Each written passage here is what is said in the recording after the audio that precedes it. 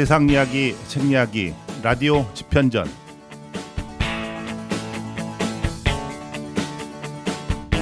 예, 여러분 안녕하십니까? 라디오 집현전의 석훈입니다. 예, 제가 어느 한적한 길에서 운전을 하는 중이었었는데요.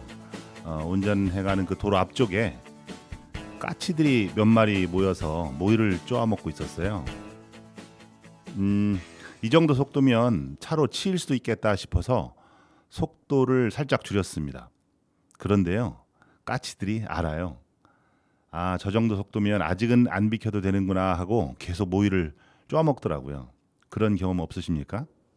저는 나름대로 배려를 한 건데 이 까치들이요, 차가 거의 다가왔을 때, 바로 코앞까지 왔을 때 어떻게 하는지 아십니까? 푸르르 하고 그 자리에서 날아오르는 애들도 있지만 어떤 애들은요, 중앙선을 살짝 넘어서 비켜줍니다. 정말 기가 막힙니다. 차들이 중앙선 침범을 안 한다는 사실을 그 까치들이 알고 있었어요. 정말 영리합니다. 차가 지나가면 노란색 실선을 다시 폴짝 뛰어넘어와서 아까 그 자리에서 다시 모이를 쪼아 먹습니다. 누가 중앙선 개념을 가르쳐준 것도 아닐 텐데 분명 알고 있습니다. 어이가 없기도 하고요.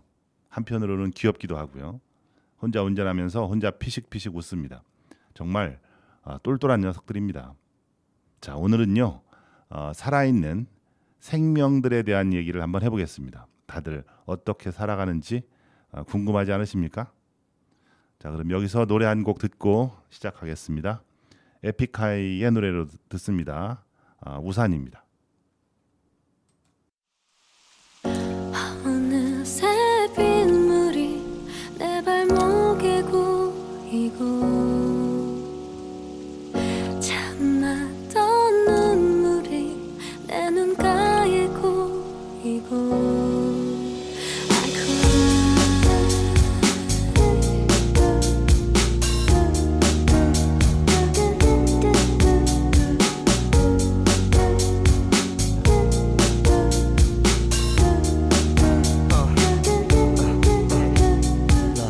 비방의 시계 소리, 지붕과 입 맞추는 비의 소리, 오랜만에 입은 콧주머니 속에 반지, 손틈새 스며드는 메모리, 며칠 만에 나서 보는 밤의 서울, 고인 빗물은 작은 거울, 그 속에 난 비틀거리며 아프리카, 그대 없이 난 한쪽 다리가 짧은 의자, 둘이서 쓰긴 작았던 우산, 차가운 세상에 손 같았던 우산, 이제 너무 크고 어색해, 그대 곁에 늘 젖어있던 왼쪽 어깨, 기억의 무게에 고개 숙여보니 벌어진 듯 부러진 내 신발끈, 허나 곁엔 오직 비와 바람, 잠시라도 우산을 들어줄 사람. And I cry. 어느새 빗물이 내 발목에 고이고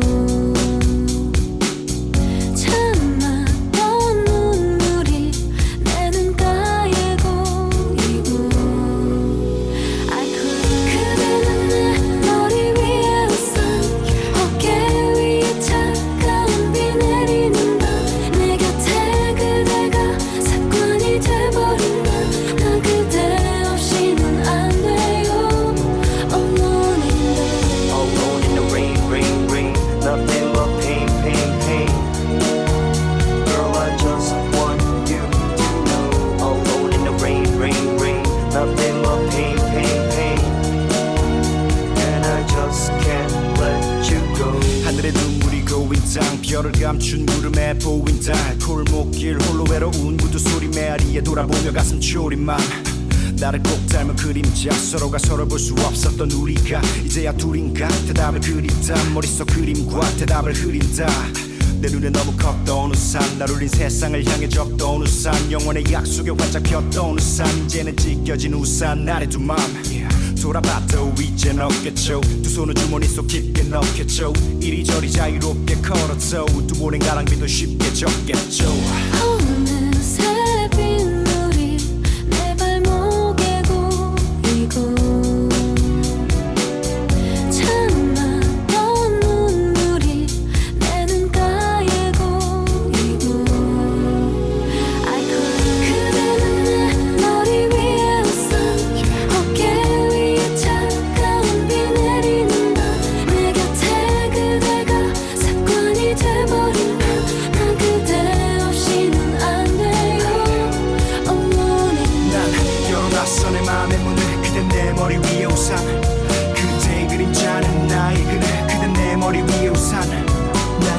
열어놨어 내 맘의 문을. 그대 내 머리 위에 우산, 그대의 그림자는 나의 끈을. 그대 내 머리 위에 우산. 나의 곁에 그대가 없기엔 내 창밖에 우산을 들고 기다리던 그대 I cry. 그대는 내 머리 위에 우산, 어깨 위에 차가운 비 내리는 내 곁에 그대가 습관이 돼버린 나. 아, 그대 없이는 안 돼요. I need you back in my life. 그대는 내 머리 위에 우산, 어깨 위에 차가운 비 내리는 내 곁에 그대가 없는 왼쪽의 세상. 그대 나 없이는 안 돼요. Forever in the rain.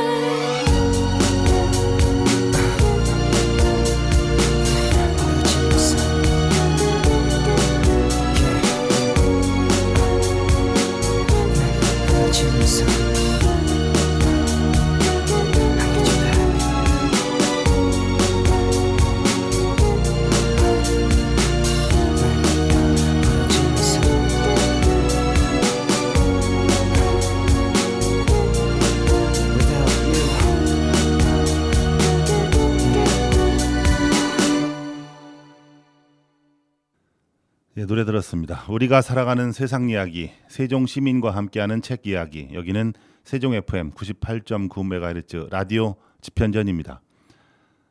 오늘 참고하는 책은요, 살아있는 것은 모두 싸움을 한다라는 책입니다. 살아있는 것은 모두 싸움을 한다. 그렇죠. 아, 그런가요?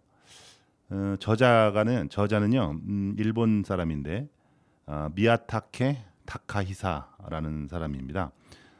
이분은 그 대학교 교수인데 오카야마 대학의 환경생명학과 교수 이렇게 돼 있네요. 책을 쭉 한번 보니까 흥미롭고 재미있는 그 얘기들이 많아요. 뭐 책이 뭐 딱딱하게 쓰여진 것도 아닌데 진화 생물학의 입장에서 쓴 생물들의 이야기. 이것이 상당히 흥미롭습니다. 부제가 써 있는데 진화 생물학이 가르쳐주는 궁극의 생존 기술이라는 부제가 있어요.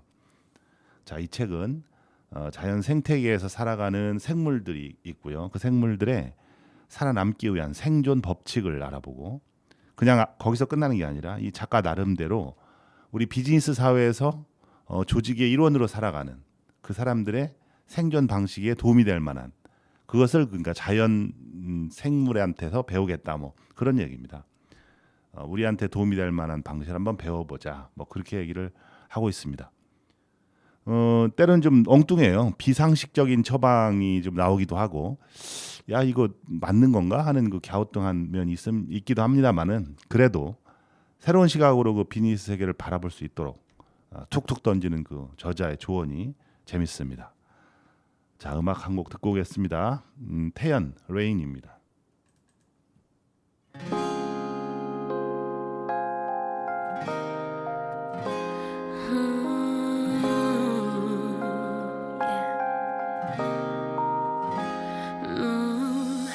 텅 빈 회색 빛거린 참 허전해. 쓸쓸한 기분에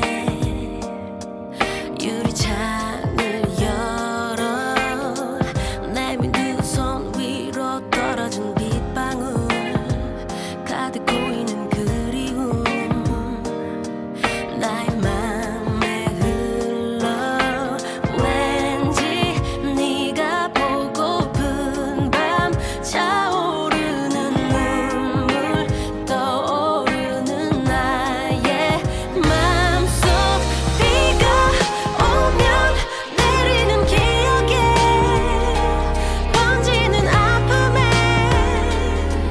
흠뻑 쏟아지는 너를 보다 선명했던 그 시간에 멈춘 채 추억에 젖은 채 아름다웠던 너를 그려 in the rain.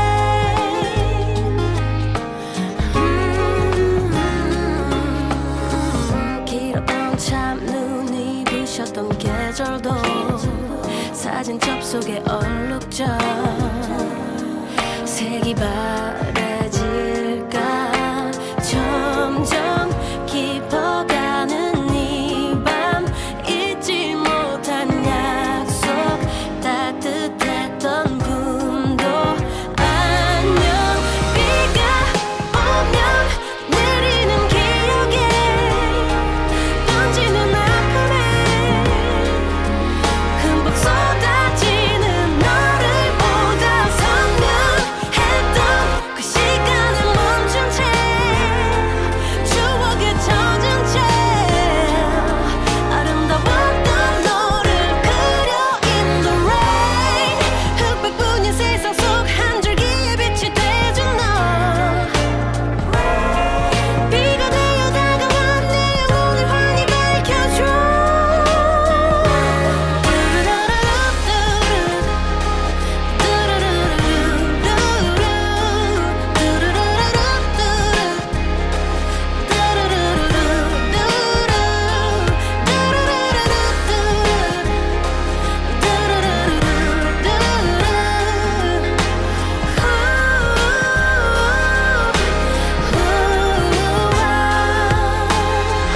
우산 아래 나직했던 속삭임 가슴 한켠에 퍼져 네가 들려오는 하루 내 안부를 묻듯이 변하는 빗소리 아련히 물든 기억 너란 빛 속에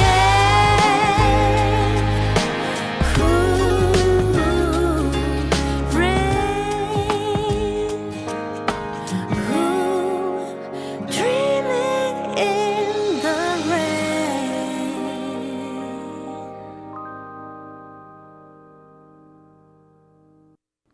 예, 노래 듣고 왔습니다.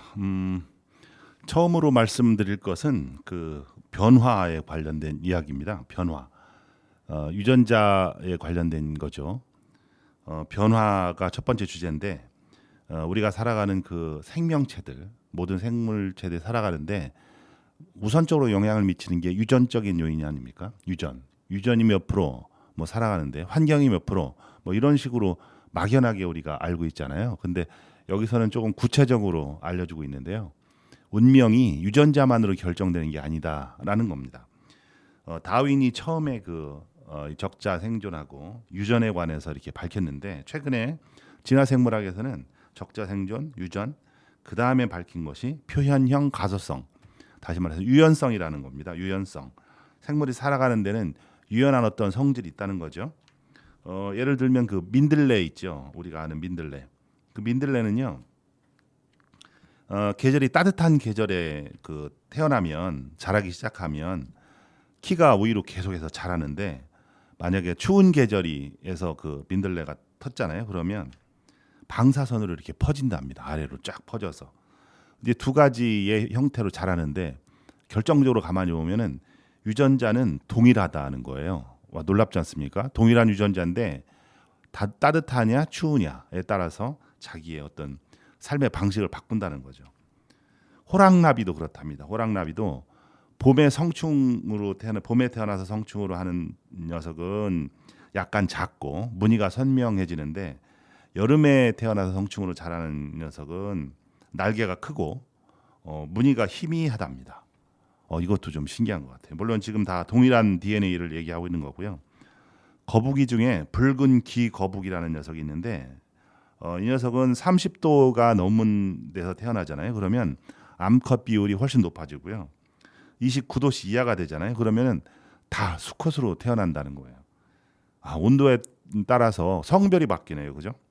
와, 이것이 무엇을 의미하냐면 종이 다 진화되고 나서 DNA가 진화가 되고 그것을 자손한테 이제 DNA를 전달하는 게 아니라 애초에 DNA 자체에 융통성이 내재되어 있다는 것을 뜻한다는 거죠. 와, DNA의 융통성을 내재시켜서 물려주는 거예요. 그래서 그 다음에는 네가 적용을 한번 해봐라. 뭐 이런 뜻이 담기는 거겠죠. 그 생선 중에 물고기 중에 실러캔스라는 녀석이 있는데 실러캔스. 요거는 그 살아있는 화석 이렇게 불리는 그 물고기인데요. 이 모습이 왜 살아있는 화석이냐면 지금 현재의 모습이 7천만 년 전의 화석의 모습하고 똑같답니다. 그러니까 살아있는 화석이 되는 거예요. 변하지가 않는 거죠. 왜 안 변했을까? DNA 변화하는 속도가 지극히 느리는데 왜 변하지 않았을까? 그 이유는요. 환경이 변하지 않았기 때문에 그렇다는 겁니다. 환경이 변하지 않았기 때문에 7천만 년 동안이나 그 모습이 그대로 유지가 된다는 거죠. 엄청난 일 같아요. 그죠? 환경의 영향을 어마어마하게 받을 수밖에 없죠. 생물은. 사람도 우리가 가지는 DNA가 있죠. DNA 구성이 제가 뭐 생물학 전공은 아닙니다만 A, C, T, G 이렇게 네 가지로 구분이 되잖아요. 아데닌, 시토신, 태민, 구아닌 이렇게 구성이 되는데 그 구성의 그 시나리오 이렇게 쭉 어떤 DNA 구성의 역할 이런 걸 쭉 밝혔는데 밝히지 못한 부분이 있지 않습니까? 그것을 옛날에는 이제 정크 DNA, 쓰레기 DNA라고 불렀어요. 이거는 있으나 마나하다, 없어도 산다, 뭐 그렇게 불렀는데 최근에 연구 결과에 의하면 그 부분이 정크 DNA가 다른 생존 기술로 전환하기 위한 스위치 역할을 한다. 이런 역할이 밝혀졌다는 거예요. 그러니까 환경이 바뀌면 그때 이 DNA가 반응을 하는 거죠. 그러니까 우리 몸속에도 환경에 변화할 수 있는 유전자가 이미 마련이 돼 있다 하는 겁니다. 유전이 모든 것을 이렇게 다 규격화돼서 딱 전달하는 게 아니라 변할 수 있는 여지를 남겨주어서 이제 DNA를 전달한다. 이제 정말 놀라운 것 같아요. 운명은 유전자만으로 결정되지 않는다. 변화에서 다루는 내용이었습니다. 노래 한 곡 듣겠습니다. 거미 기억 상실입니다.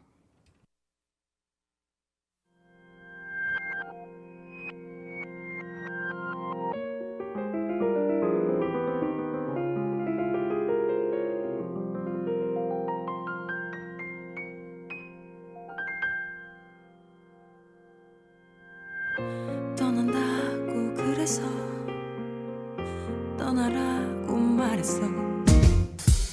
사랑하다 한 번쯤 하는 말이라서 올 거라고 다 안다고 거울에 비친 나를 달래고 벌써 손가락 10개를 다 접고 애써 하루를 또 새어도 보이지 않아 아직도 내 사랑 하나 못 찾고 더듬거리는 손으로 네 사진을 찾다가 자꾸 멀어버리는 내 눈은 한참 눈물 쏟아내고 내 맘은 지독한 멍이 생기고 잊으라고 그래서 안 된다고 말했어.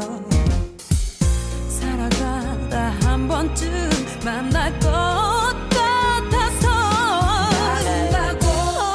아프다고 어느새 지친 소리를 내보고 멈춰서 난 눈물을 닦아봐도 보이지 않아 아직도 내 사랑 하나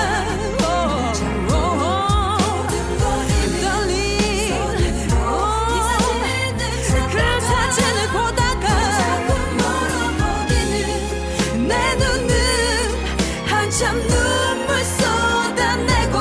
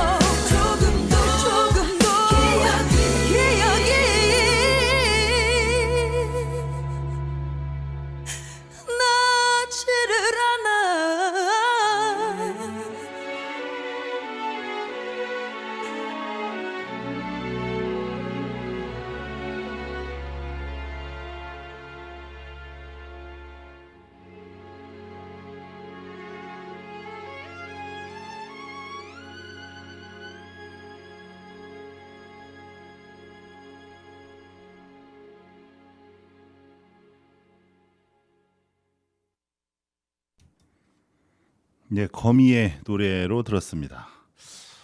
거미 하던 얘기를 계속 하겠습니다. 거미 노래 듣고 거미 얘기를 해야 되는데 이번엔 올챙이입니다. 올챙이. 올챙이가 있는데 애조갈색 개구리의 올챙이에요. 애조갈색 개구리라는 그 개구리가 낳은 올챙이 얘기인데 올챙이의 천적이 뭐냐면 도룡뇽이라고 그래요. 도룡뇽. 이 도룡뇽은 개구리를 올챙이를 통째로 그냥 삼켜버린답니다. 먹이를. 그렇기 때문에 이 천적이 되는 거죠. 올챙이 천적이 도룡뇽인데 올챙이가 얼마나 긴장되겠어요. 도룡뇽이 나타나면. 그런데 이 애조갈색 개구리 올챙이는요. 도룡뇽이 있을 때만 올챙이 머리가 2배 정도로 팽창이 된대요. 커져버린대요. 도룡뇽이 없으면 정상이 되고 있으면 팽창이 되고. 그러니까 한 입에 못 삼켜버리는 거죠. 변화가 되는 겁니다. 그런데 그 도룡뇽 말고 잠자리 유충이 또 올챙이를 괴롭힌다는데요. 올챙이를 뜯어먹는데요. 잠자리 유충은 올챙이 피부를. 그래서 올챙이는 이 잠자리 유충이 있으면 꼬리하고 피부를 두껍고 높게 만들어 버린답니다. 못 뜯어먹게. 신기하죠? 그러니까 올챙이가 태어났는데 주변에 누가 있느냐에 따라서 자기를 변화시키는 겁니다. 그러니까 도룡뇽이 나타나면 머리를 2배로 키우고 올챙이가 잠자리 유충이 나타나면 꼬리 피부를 두껍게 만드는 거죠. 그래서 자기를 변화시키는 겁니다. 와, 그 천적에 대해서 그 대응하는 방법이 다르다는 거잖아요. 그런데 한편 생각하면 아니 그러면 미리 좀 그렇게 DNA를 진화를 해서 태어나면 좋을 거 아니냐. 뜯어먹지 못하게 또는 머리가 2배로 커지게 태어나면 될 거 아니냐라고 생각할 수 있잖아요. 그런데 그렇게 머리가 커진다든지 두꺼운 피부가 되면 성장이 느려지고요. 그다음에 개구리로 바뀌는 그 변태도 느려진다는 거예요. 그러니까 그 변태 상황이 느려지니까 자기가 성장하는데 방해가 되는 거죠. 그래서 애당초 갖고 태어나는 게 아니라 경험을 통해서 위기를 느끼고 자신을 그 자리에서 변화시키는 능력을 부리는 겁니다. 이게 바로 융통성이라는 거죠. 그렇죠? 물벼룩 있잖아요. 물벼룩 물에 사는 벼룩이죠. 모기유충이 포식자인데 모기유충이는 물의 냄새를 딱 맡잖아요. 그러면 물벼룩은 몸에 가시가 돋아난다는 거예요. 없으면 돋아나지 않고. 그러니까 이것도 그 상황에 따라서 자기를 변화시키는 겁니다. 성장 환경이 그만큼 중요하다라는 걸 얘기를 하고 있는데 우리가 어렸을 때 지금은 어떻는지 모르겠어요. 어렸을 때 장수풍뎅이 아시죠? 뿔이 이렇게 나와 있는 그 벌레. 장수풍뎅이를 잡아가지고 이렇게 뿔이 크면 서로 대결을 해서 이기고 자랑하고 막 그랬거든요. 뿔이 큰 장수풍뎅이를 잡으면 우쭐해지고 막 그랬던 기억이 있는데 그 장수풍뎅이도 이게 뿔이 큰 거, 작은 거가 있는데 그게 100%가 아니라 95에서 99% 정도는 유전이 아니라 환경적인 요인이 크다는 겁니다. 부엽토에서 영양이 풍부한 부엽토에서 자라난 장수풍뎅이가 수컷이 뿔이 크다는 거예요. 연구 결과. 그러니까 성장 환경이 그만큼 중요하다는 거죠. 그리고 이 나뭇잎에 사는 진딧물 같은 거 있잖아요. 그것도 한참 그 진딧물 초창기에는 병정 진딧물이 있고 일꾼 진딧물이 있는데 초창기에는 병정을 낳지를 않는데요. 노동력이 필요할 때는 일꾼 진딧물부터 계속 낳아가지고 그 일을 시키는 거죠. 그러다가 적의 공격이 있잖아요. 그러면 그때부터 이제 병정 진딧물을 낳는다는 겁니다. 와, 신기하지 않습니까? 어떻게 이렇게 상황을 알고 변화를 시키는지 신기할 따름입니다.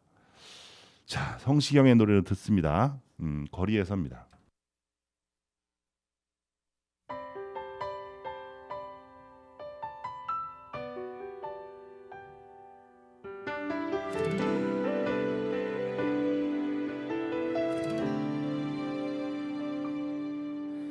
네가 없는 거리에는 내가 할 일이 없어서 마냥 걷다 보면 추억을 가끔 마주치지. 떠오르는 너의 모습 내 살아나는 그리움 한 번에 참 잊기 힘든 사람이란 걸 또 한 번 느껴지는 하루. 어디쯤에 머무는지 또 어떤 어떻게 살아가는지 걷다 보면 누가 말해줄 것 같아. 이 거리가 익숙했던 우리 발걸음이 나란했던 그리운 날들 오늘 밤 나를 찾아온다. 널 그리는 널 부르는 내 하루는 애태워도 마주친 추억이 반가워. 날 부르는 목소리에 돌아보면 텅 빈 거리 어느새 수많은 네 모습만 가득해.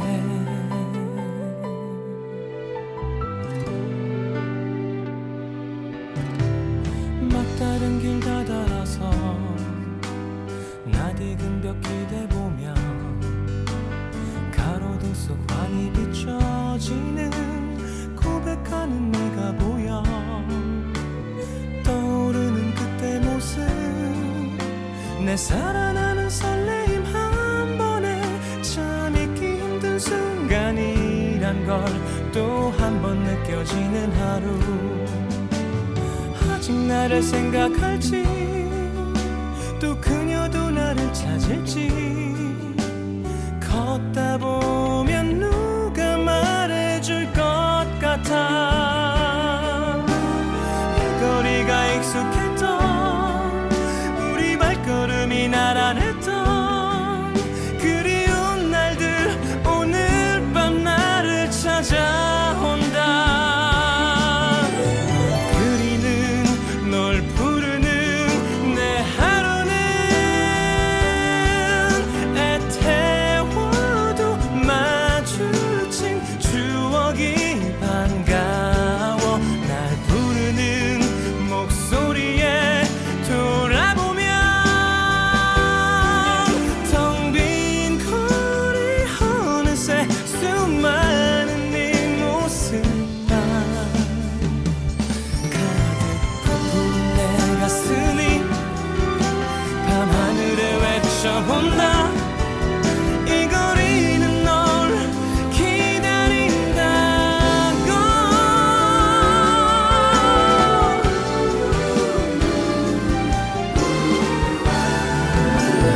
그리는 널 부르는 내 하루는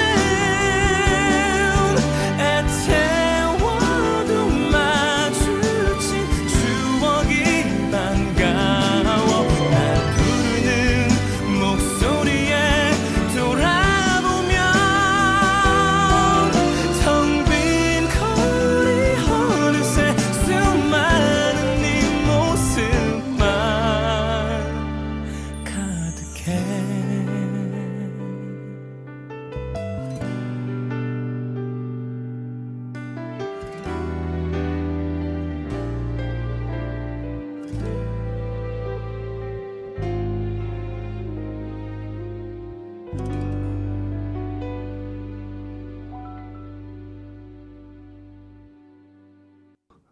살아있는 것은 모두 싸움을 한다라는 책에 대해서 얘기를 하고 있는데 그 생물들이 첫 번째 전략이 이제 변화였었지 않습니까? 두 번째 전략은 뭐냐면 이 책에서 소개하는데 뒤로 미루기 전략이래요. 뒤로 미루기 전략. 이 뭐냐? 모든 결정을 뒤로 미루어 버리는 겁니다. 이게 현실 사회나 인간 사회에서는 그다지 그렇게 멋져 보이는 전략은 아닌데 여하튼 뒤로 미루기 전략이 두 번째 전략입니다. 우리가 그 어렸을 때 지금은 어떤지 모르겠는데 그 생태계 먹이사슬에서 그 그림을 배우지 않습니까? 그러면은 피라미드형 먹이사슬을 배웠잖아요. 제일 아래에는 그 피라미드 아래에는 식물이 있었고 식물을 뜯어먹는 그 사슴이나 양 그런 것이 2단계 바로 위에 있었고 양을 잡아먹는 늑대, 호랑이 뭐 3단계 이렇게 해서 정점까지 올라가는 그런 피라미드 먹이사슬을 배웠던 것 같아요. 그래서 약육강식이다. 강한 놈이 약한 놈을 잡아먹는다. 뭐 이런 식의 어떤 교육을 받았던 걸로 생각이 되는데 지금 그 현대 조직이 가지고 있는 관리직 피라미드가 그런 거죠. 그러다 보니까 지금에 있어서의 어떤 생존 법칙, 생존의 생태계하고는 맞지 않다 하는 게 요즘 주장이고요. 푸드 웹이라고 그래가지고 현재는 방사능처럼 이렇게 얽히고 설킨 그런 그 조직에 대한 그림을 배웁니다. 상황 A, B, C 이렇게 세 개로 나눠지는데 그 상황 A, B, C에 따라서 상황에 따라서 먹이 사슬이 달라져요. 예를 들자면 그런 거죠. 개구리가 뱀을 잡아먹는 장면이 좀 나오지 않습니까? 그러니까 뱀이 항상 개구리를 잡아먹는 건 아니거든요. 상황에 따라서 바뀔 수도 있다라고 보는 거죠. 유연하게 바뀐다 하는 겁니다.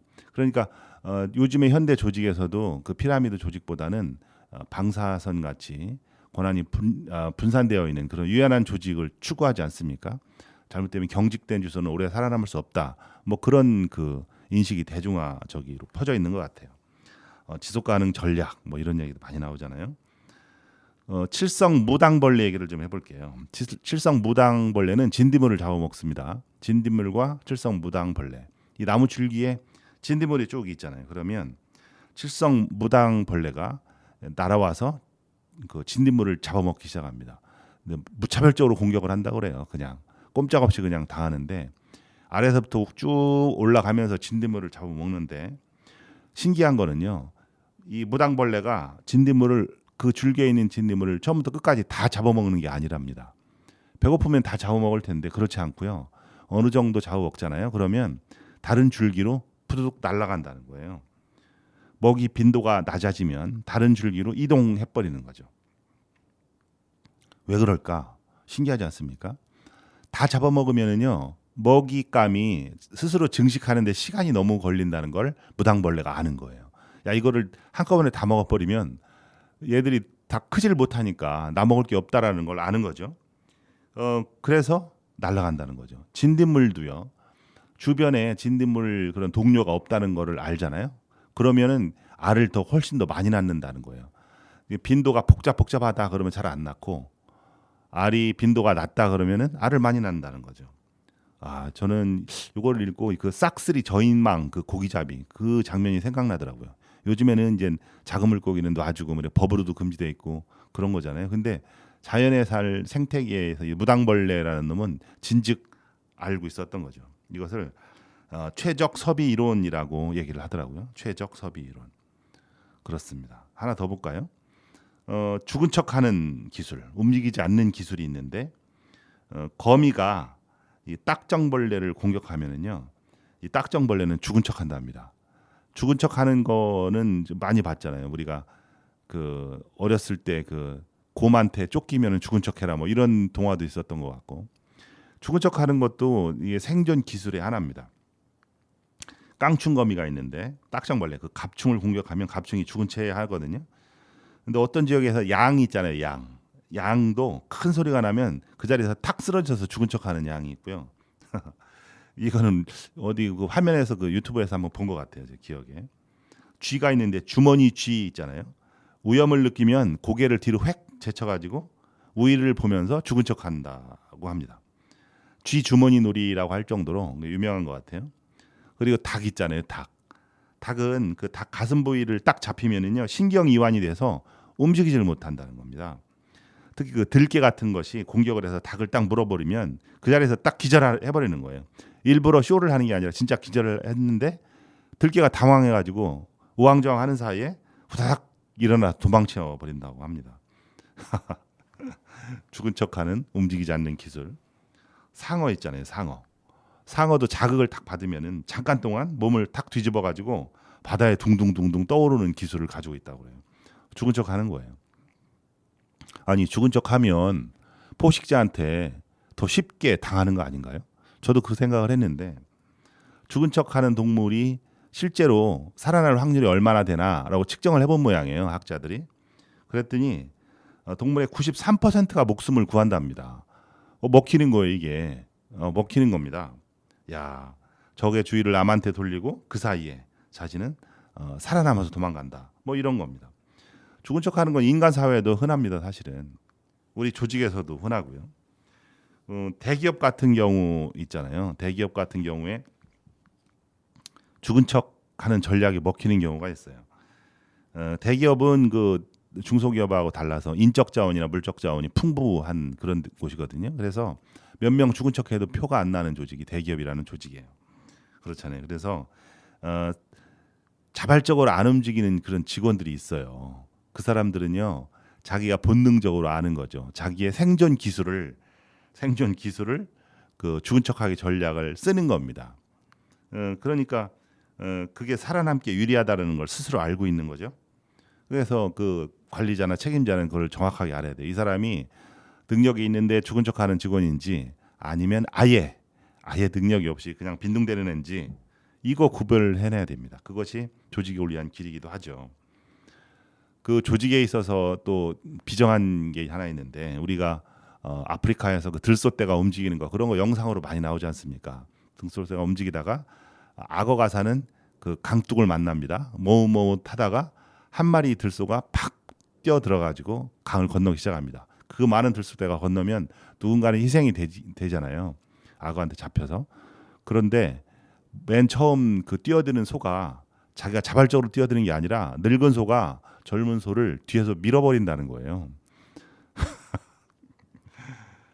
야, 강에 악어가 살고 있는데 나이 많은 소가 어린 소를 뒤에서 밀어서 먼저 뛰어들게 된다는 거죠. 그러니까 어린 소는 뭐 모르잖아요. 잘 상황이 어떤 상황인지. 근데 나이가 많은 소는 다 알고 있는 거죠. 여하튼 비정함이 극치입니다. 야, 인간의 잣대로는 뭐 저런 게 다 있냐 뭐 이렇게 손가락질하고 요구를 할 수가 있는데 자연의 생태는 그렇습니다. 생존을 위한 그런 여러 가지 기술들에 대해서 얘기를 하고 있습니다. 노래 한 곡 듣죠. 멜로망스 선물입니다.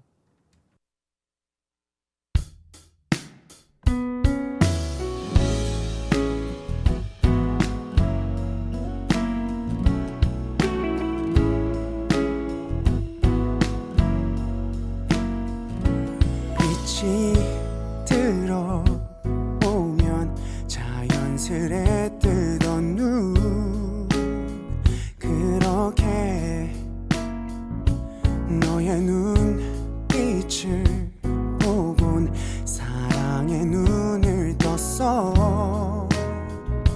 항상 알고 있던 것들도 어딘가 새롭게 바뀐 것 같아.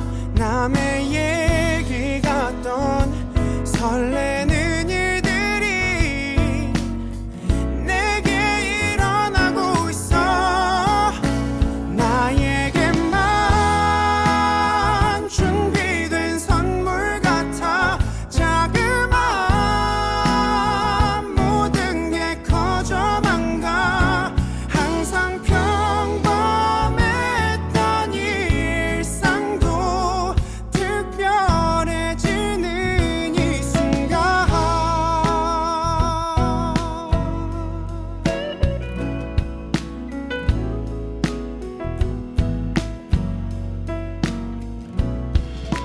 별 생각 없이 지나치던 것들이 이제는 오마냥 내겐 예뻐 보이고 내 맘을 설레게 해. 항상 어두웠던 것들도 어딘가 빛나고 있는 것 같아. 남의 얘기 같던 설레는 일들이 내게 일어나고 있어. 나에게만 준비된 선물 같아. 자그마한 모든 게 커져만 가. 항상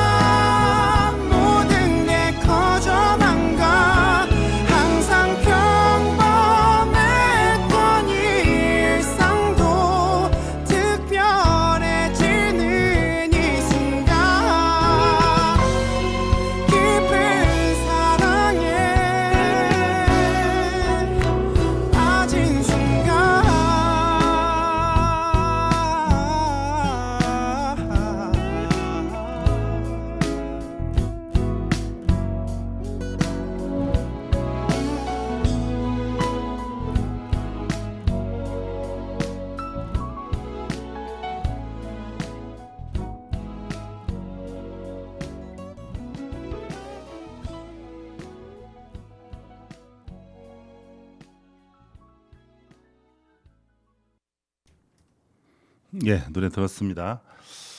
멜로망스 선물이었습니다. 이야기 계속하겠습니다. 사람이라든지 벌레라든지 모두 다 마찬가지인데 그 생체 아민의 양에 따라서 기분이 달라진다는 겁니다. 그러니까 생체 물질, 어떤 아드레날린 이런 거 있잖아요. 그 대표적으로 몇 가지 알아보면은 그 아드레날린 같은 경우에는 사람을 막 흥분시키죠, 그렇죠? 그리고 도파민 같은 거는 그 움직임을 활성화시키고 사랑할 때 도파민이 나온다, 뭐 이러잖아요. 그다음 세로토닌 같은 경우에는 진정작용이 있습니다. 평안한 마음을 들게끔 한다. 곤충의 아드레날린이라고 부르는 옥토파민 뭐 이런 것도 있고요. 그런 걸 투입하면 기분이 달라진다는 거. 사람도 마찬가지고 곤충도 마찬가지라는 거죠. 그래서 죽은 척하기 아까 말씀드렸듯이 죽은 척하는 어떤 그런 유형은 짝짓기에 좀 서투르다고 그래요. 죽은 척하는 유형은요, 그 짝짓기 할 기회를 그 열심히 돌아다니는 녀석보다는 적겠죠. 그러니까 당연히 그 기회가 줄어들겠죠. 사람들이 사는 인생도 마찬가지잖아요. 어떤 것을 성취했다 하는 것은 분명히 어떤 다른 희생이 반드시 있습니다. 성취를 못했다 하면은 거기에 따른 반대급부, 어떤 부분이 다른 것을 가지고 있는 거죠. 그렇게 보는 겁니다. 그게 인생이죠. 카페인을 투여한 그 쌀벌레 같은 거 있잖아요. 죽은 척을 못 한다는 거예요. 그러니까 죽은 척 할 때 그 카페인은 도파민을 이렇게 막 활성화시키는 그런 부분이 있는데, 쌀벌레는 죽은 척하면서 가만히 있는 녀석인데 그 죽은 척을 못 했다는 거예요. 여기 이 책은 그런 그 교훈을 주고 있어요. 상황은 때와 함께 변한다. 상황과 때는 함께 변한다. 그리고 모든 사정은 바뀐다. 무엇이든 지금 즉시 하려고만 하지 말고 뒤로 미뤄라. 그것이 가끔은 때때로 중요하다. 이런 그 조언을 합니다. 뒤로 미루는 것이 좋을 때도 있다. 뭐 살다 보니까 그런 것 같아요. 그렇죠? 어느 신문 기자가 너무 늦게 가서 특종을 잡았던 경우 뭐 그런 얘기도 있었던 것 같고 갑자기 생각이 납니다. 결국 에볼루션이라는 영어 단어 있잖아요. 거기에 대해서도 얘기하는데, 에볼루션은 진화나 발전 이런 뜻으로 우리가 해석을 하는데, 사실은 에볼루션의 본래 뜻은 바뀌다, 변화하다 이런 게 이 뜻이 본래 뜻이라는 거죠. 그러니까 진화하고 발전하는 것보다 일단 그 뒤로 미루는 전략, 그것도 생존의 법칙에서는 유효하다. 인간의 잣대로서는 조금 의아한데 사실은 그렇다 하는 겁니다. 오늘은요, 살아있는 것은 모두 싸움을 한다. 진화 생물학에서 얘기하는 그 책을 대해서 얘기를 하는데, 여기까지 하고 오늘은 1부를 여기서 마치고요. 다음 주에 2부를 이어가야 될 것 같습니다. 세상 이야기, 책 이야기, 라디오 집현전, 저는 석훈이었습니다. 감사합니다.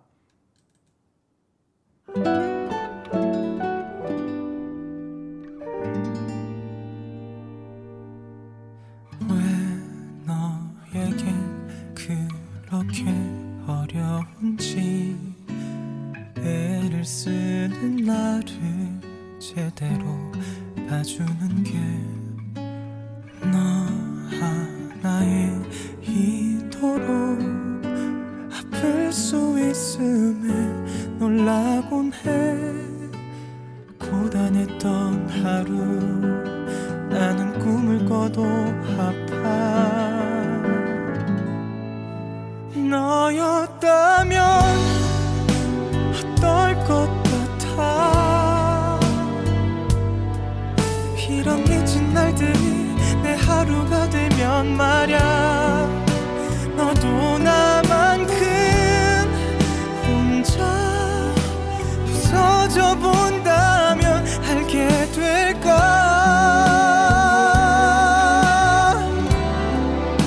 가슴이 터질 듯 날 가득 채운 통증과 얼마나 너를 원하고 있는지. 내가 너라면 그냥 날 사랑할 텐데. 내 가슴은 한없이 바닥까지 나를 둘러싸는 모든 게 두려워져. 다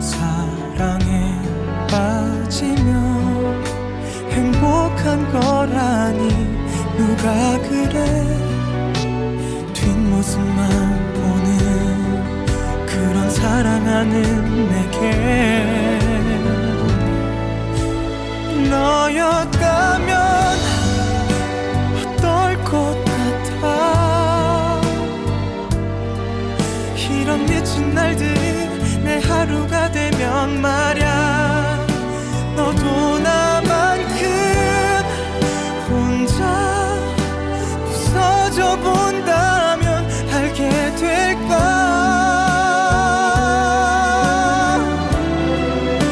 가슴이 터질 듯 날 가득 채운 통증과 얼마나 너를 원하고 있는지.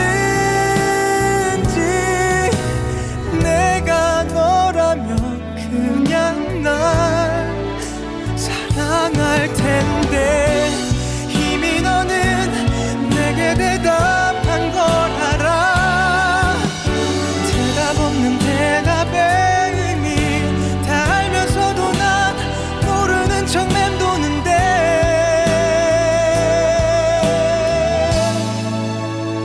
요즘 나는 어떤 줄 아니. 편히 잠을 잘 수도 뭘 삼켜낼 수도 없어. 널 바라보다 점점 망가져가는 날 알긴 할까. 죽을 것 같아도